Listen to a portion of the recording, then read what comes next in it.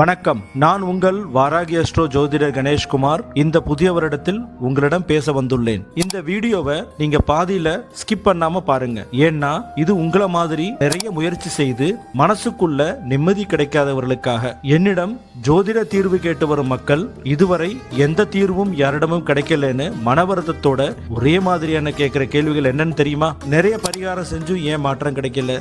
ஏன் கல்யாணம் தாமதமாகுது? 10 பொருத்தம் பார்த்தும் ஏன் பிரச்சனை? குழந்தை யோகம் இருக்கா? மருத்துவம் எல்லாம் பார்த்தோம், இன்னும் குழந்தை இல்லை. வேலை இருக்கு, மனசு நிம்மதி இல்ல. ப்ரொமோஷன் வரமாட்டேங்குது. பிசினஸ்ல லாஸ் ஆகுது.